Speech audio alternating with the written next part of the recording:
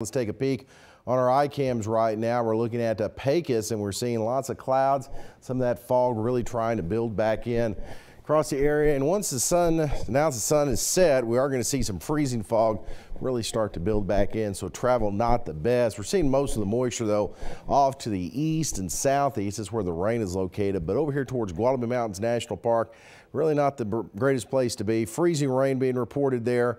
We are seeing temperatures about 31 degrees, winds gusting up to 60 miles an hour, so wind chill values down around 15 degrees there, so that's the coldest spot this evening. As we take a look at those temperatures, again, we are seeing those rather cold all over the place, but it is freezing here from Alpine Marfa over towards the Pine Springs area, and these are where we're seeing the visibilities really decrease down to a quarter-mile visibility in Pine Springs, 2-mile visibility around Fort Stockton and the Alpine area. So we are starting to see visibilities decrease and conditions deteriorate in those locations, and that's going to expand off to the north and northeast as more freezing fog is expected overnight tonight. It may cause some slick spots on bridges and overpasses, put a thin coat of ice on some of those windshields towards the early morning hours, but it does look like some better weather is ahead coming up for the latter part of the weekend. Here's a big reason why, is we're seeing a lot of the moisture move off to the east. A little area high pressure start to build in before the next storm system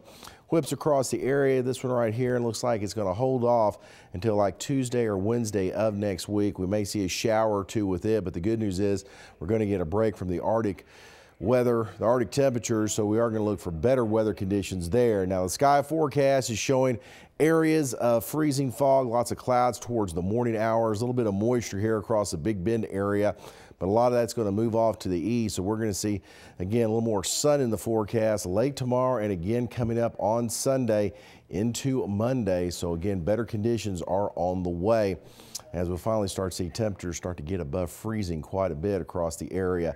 Now for the 7-day forecast, again, another cold one tomorrow, only about 42, starting off the day with some freezing fog across the area. So keep that in mind with any travel plans. Sunday, though, looks to be a better day, a little bit more in the way of sunshine. Temperatures back into the 50s for highs, really where we should be this time of the year. And that will continue for the early part of the week as we are going to see cold weather.